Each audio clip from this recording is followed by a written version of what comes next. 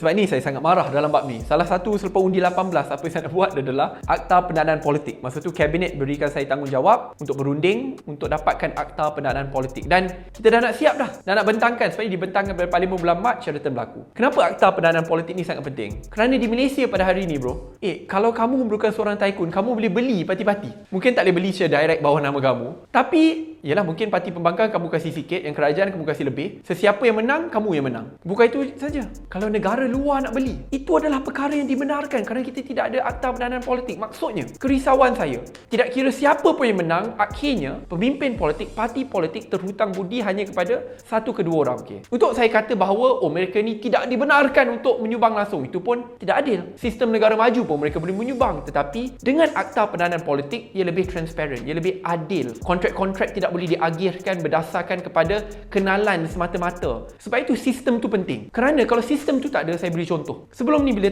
tiada, saya jadi Menteri Belia Sukan. Bila jadi Menteri Belia Sukan, saya insist daripada awal, semua orang yang bawah pejabat saya kena isyar aset. Saya Menteri pertama isyar aset. Tak ada lagi tender terus, tak ada tender terhad, buat tender terbuka, dan lantikan jawatan, nak jawatan-jawatan tinggi eksekutif, kita buat secara terbuka supaya we get the best and the smartest. Tetapi kerana sistem tu tak ada, Akta Pendanaan Politik tak ada, masa tu saya akan berdepan, ada juga berdepan dengan pilihan raya kecil, pilihan raya parti. Semula ada yang tanya, kenapa menteri tu boleh buat lantikan, kenapa you tak buat? Maksudnya you memang tak nak jaga parti. Orang lain jaga parti okey je.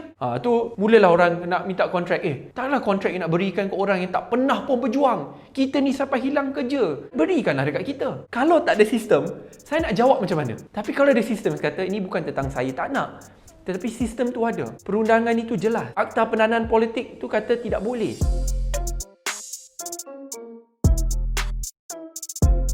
Sebab itu akhirnya saya kembali semula kepada penambahbaikan dasar dan sistem yang sedia ada. Sebab itu dalam bab ini, kalau kita nak lihat orang yang sanggup menyumbang ratusan juta, dia sampai bilion, kita kena tengok apa yang mereka dapat di sebalik itu. Selalunya you can follow the money trail. Dia akan dapat kontrak perundingan terus yang berjumlah berbilion, ataupun mereka dapat konsesi 10 ke 20 tahun, mereka diberikan monopoli ke atas mineral ataupun sumber yang bermakna, dan itu saja jumlahnya berbilion ringgit. Tetapi jikalau jumlahnya lebih kecil, mungkin mereka kalau kita dah tukar sistem ni, mereka takkanlah sumbang percuma berbilion ataupun ratusan juta ni. Tetapi ada saja yang memang dah berjaya kaya, mungkin mereka tak sumbang jumlah sebesar tu, tapi 100,000, 50,000, yang akhirnya kamu tidak akan terhutang budi hanya kepada seorang lah. Kamu perlu berjumpa ratusan ribuan orang. Yang penting adalah sistem semak imbang. Saya beri contoh di Amerika Syarikat, Bernie Sanders ni, dia memang orang tahu sosialis, dia memang nak lawan semua orang kaya. Tapi Bernie Sanders walaupun dia sosialis, tak lawan sistem orang kaya pemodal, tahu tak berapa dia fundraise? Dia fundraise $250 million US dollar, 250 juta American dollar, bersamaan dengan lebih 1 bilion ringgit. Bernie Sanders ni tak menang pun pemilihan parti. Dia belanja 250 juta ni untuk jadi presidential candidate for the Democrat, tapi dia belanja $250 million. So nak kata duit tak penting? Penting, tapi apa sumbernya? Ada daripada